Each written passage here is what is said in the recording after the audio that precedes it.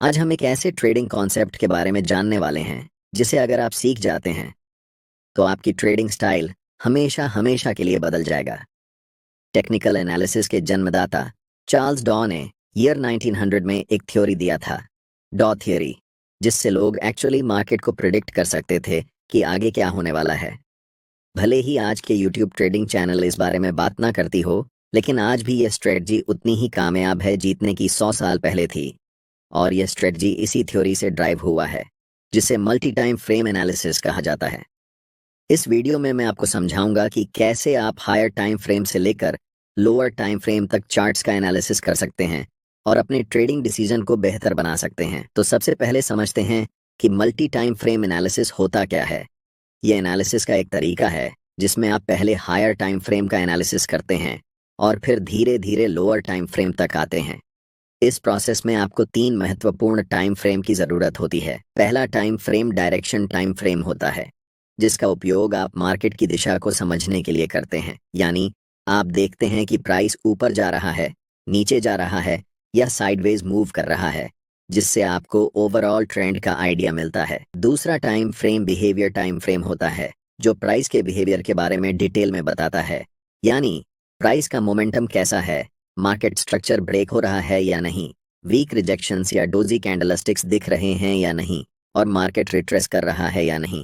तीसरा और आखिरी time frame entry time frame होता है, जिसमें आप एक्चुअल ट्रेड एंटर करते हैं।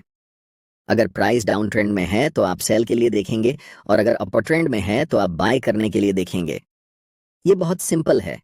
ये जो टाइम फ्रेम्स आप इस्तेमाल करेंगे वो आपके ट्रेडिंग स्टाइल पर निर्भर करते हैं। मान लीजिए मैं इंट्राडे और स्विंग ट्रेडिंग का मिक्स उपयोग करता हूं, तो मैं 4 घंटे का टाइम फ्रेम डायरेक्शन के लिए, 1 घंटे का टाइम फ्रेम बिहेवियर के लिए और 15 मिनट का टाइम फ्रेम एंट्री के लिए उपयोग करता हूं। लेकिन अगर आप स्काल्पर हैं तो आपके लिए ये टाइम फ्रेम्स अलग होंगे। आप 1 घंटे को डायरेक्शन के लिए, 15 मिनट को बिहेवियर के लिए और 5 मिनट टाइम फ्रेम को एंट्री के लिए इस्तेमाल करेंगे। इसलिए टाइम फ्रेम पूरी तरह से आपके ट्रेडिंग स्टाइल पर निर्भर करता है, लेकिन मैंने एग्जाम्पल देकर समझा दिया है, जिससे आप अपने ट्रेडिंग स्टाइल के हिसाब से सही टाइम फ्रेम चुन सकते हैं। मल्टी टाइम फ्रेम एनालिसिस को शुरू करते हैं, जिसमें हम सबसे पहले 4 घंटे के टाइम फ्रेम को चुनेंगे, ताकि हमें पता चल सके कि मार्केट इस समय किस दिशा में है। 4 घंटे का टाइम फ्रेम चुनने का सबसे बड़ा कारण यह है कि यह हमें मार्केट का पूरा स्ट्रक्चर बता देता है कि अभी मार्केट किस दिशा में है। अगर हम 15 मिनट का चार्ट इस्तेमाल करते तो हमें स्पष्ट दिशा का पता नहीं चलता, क्योंकि प्राइस ऊपर नीचे कर रही होती है। इसलिए दिशा को समझने के लिए हमेशा बड़े टाइम फ्रेम पर जाना बेहतर रहता है। आप में से ज़्यादातर लोग इस चार्ट को देखकर कंफ्यूज हो सकते हैं कि यहाँ प्राइस क्या कर रही है और हमें कैसे ट्रेड लेना चाहिए, बाय करना है या सेल करना है, या फिर अभी ट्रेड नहीं करना है। लेकिन ये गलत तरीका है चार्ट्स को देखने का, क्योंकि हम एक इंट्राडे या स्विंग ट्रेडर हैं। हमें बहुत पुराने चार्ट्स को नहीं देखना चाहिए। हमें यह ऑब्जर्व करना है कि हाल के समय में मार्केट की प्राइस कैसे बिहेव कर रही है। अगर हम ऐसा करने लगें तो हमारे चार्ट्स पर बहुत सारे सपोर्ट और रेजिस्टेंस लाइंस बन जाएंगी, जिससे आपका चार्ट बहुत जटिल हो जाएगा और आप ट्रेडिंग डिसीजन नहीं ले पाएंगे। सोचिए, अगर आपके चार्ट्स पर इतनी सारी लाइंस हों तो आप कैसे समझेंगे कि इस समय प्राइस क्या कर रही है। 4 घंटे के टाइम फ्रेम में हमारा चार्ट बिल्कुल स्ट्रॉन्ग अपर ट्रेंड में दिखाई दे रहा है और इस समय प्राइस कंसोलिडेशन कर रही है। इस कंसोलिडेशन जोन का सबसे पहले हम हाई मार्क करेंगे और फिर कंसोलिडेशन जोन का लो मार्क करेंगे। चार्ट्स पर इन दोनों लाइंस को बनाकर हम वेट करेंगे। सबसे पहले हम मार्केट को डिसाइड करने देंगे कि उसे किस दिशा में जाना है। इस समय मार्केट दोनों तरफ जा सकती है, या तो अपना ट्रेंड कंटिन्यू कर सकती है या फिर यहाँ से रिवर्स डाउन कर सकती है। अगर मैं इस समय लाइव ट्रेड में होता तो मैं पहले 4 घंटे के टाइम फ्रेम में कैंडलस्टिक को इन दोनों लाइंस के बाहर क्लोज होने का इंतजार करता। तभी हम डिसाइड करते कि हमें बाय करना है या सेल। अगले कुछ कैंडल्स में प्राइस लोअर लो के नीचे कैंडल क्लोज करती है। ऐसे समय में ज़्यादातर नए ट्रेडर्स सेल पोजीशन में एंटर करते हैं। मैं चाहता हूं कि आप ध्यान से देखें कि इसके बाद प्राइस क्या करती है। अगले ही कैंडल में एक बड़ी ग्रीन बुलिश कैंडल बनती है। अब जो मैं आपको बताने वाला हूं उसे ध्यान से सुने, क्योंकि ये चीज़ आपकी ट्रेडिंग स्टाइल को हमेशा के लिए बदल सकती है। मैं आपको एक सीक्रेट टिप दे रहा हूं, बिल्कुल फ्री में। अभी चार्ट्स 4 घंटे के टाइम फ्रेम में हैं और हम देख सकते हैं कि ये एक स्ट्रॉन्ग अप ट्रेंड है। लेकिन जैसे ही हम चार्ट्स को 1 घंटे के टाइम फ्रेम में बदलते हैं, तो हमें दिखता है कि प्राइस धीरे-धीरे नीचे की तरफ जा रही है। और जब हम 1 घंटे के टाइम फ्रेम को 15 मिनट के टाइम फ्रेम में बदलते हैं, तब हमें चार्ट्स पर एक स्ट्रॉन्ग डाउन ट्रेंड दिखता है। ये बात आपको कंफ्यूज कर सकती है कि 4 घंटे के टाइम फ्रेम पर प्राइस अप ट्रेंड दिखा रही है, लेकिन 1 घंटे और 15 मिनट के टाइम फ्रेम में प्राइस डाउन ट्रेंड शो कर रही है।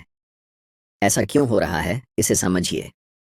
जब प्राइस 4 घंटे के टाइम फ्रेम में थी, तो लास्ट कुछ कैंडल्स में प्राइस रिट्रेसमेंट या पुलबैक ले रही थी।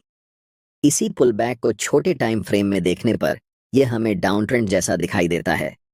एक बात हमेशा याद रखें, हायर टाइम फ्रेम हमेशा छोटे टाइम फ्रेम के ट्रेंड से ज़्यादा मजबूत होता है। इस सिचुएशन में 4 घंटे का टाइम फ्रेम 3 घंटे के टाइम फ्रेम से और 15 मिनट के टाइम फ्रेम से भी ज़्यादा स्ट्रांग होगा, और 1 घंटे का टाइम फ्रेम 15 मिनट के टाइम फ्रेम से स्ट्रॉन्गर होगा। इसीलिए हम ट्रेड भी उसी डायरेक्शन में लेंगे जिसमें बड़े टाइम फ्रेम का ट्रेंड चल रहा हो। चूंकि 4 घंटे के टाइम फ्रेम का ट्रेंड अप ट्रेंड है, इसलिए हम बाय पोजीशन बनाने वाले हैं।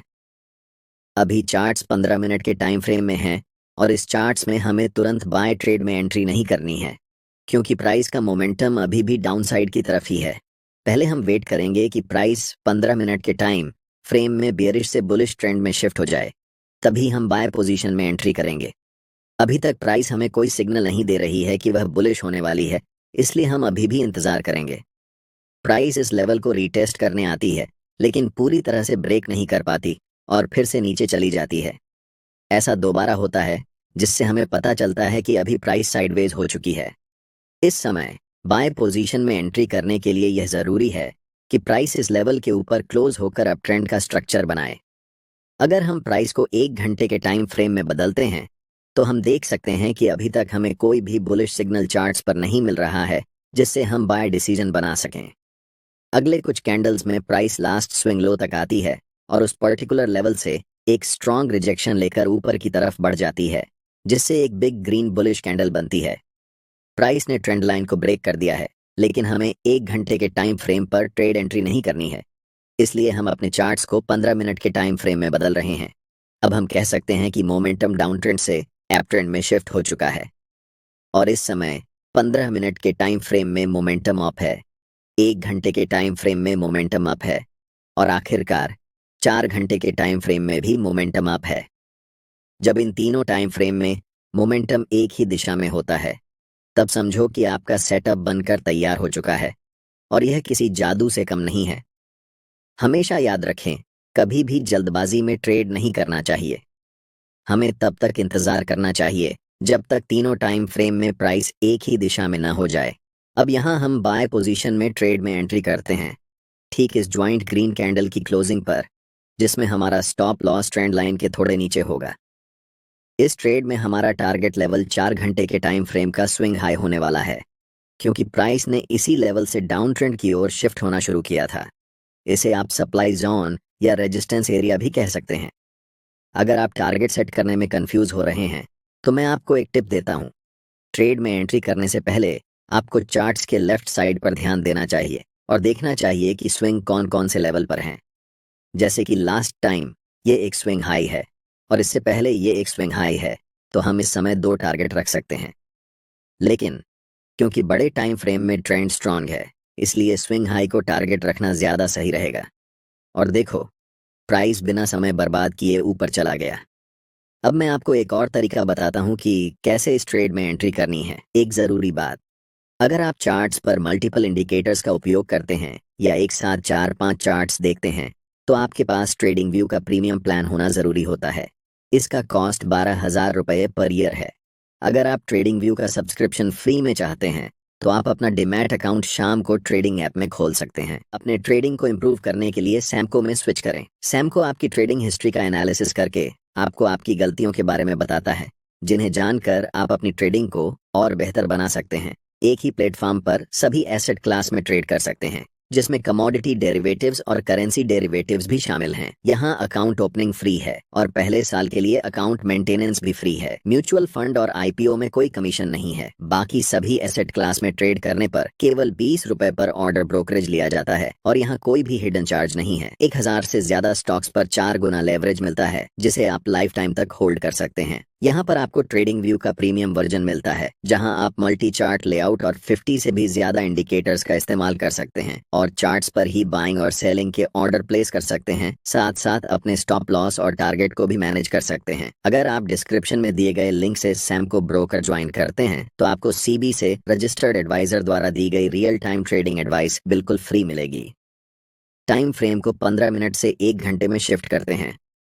अब प्राइस अपने हाई के आसपास है और अगर आप यहाँ बाय पोजीशन में ट्रेड एंट्री करते हैं तो आपका स्टॉप लॉस काफ़ी नीचे होना पड़ेगा, जिससे आपका रिस्क रिवॉर्ड रेशियो खराब हो जाएगा।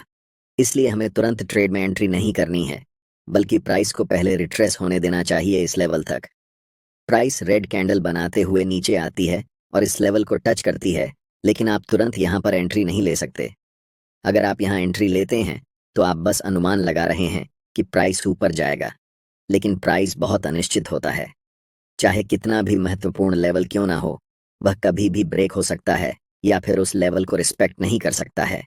इसलिए हम इंतज़ार करते हैं कि मार्केट पहले कंफर्म हो जाए कि वह किस दिशा में जाने वाली है, उसके बाद ही हम ट्रेड में एंट्री करेंगे। आप अगर अपनी इच्छा के अनुसार ट्रेड करेंगे तो यह एक खतरनाक तरीका हो सकता है। कभी भी मार्केट में सरवाइव नहीं कर सकते हैं, चाहे आपके पास कितना भी कैपिटल क्यों ना हो। अधिकतम 1 सप्ताह लगेगा और आपका कैपिटल डूब जाएगा। इसलिए हमेशा कंफर्मेशन का वेट करना चाहिए। अब प्राइस को 15 मिनट के टाइम फ्रेम पर शिफ्ट करते हैं। अगर आप देख रहे हैं कि प्राइस अभी भी डाउन ट्रेंड में है तो हमें कुछ नहीं करना चाहिए।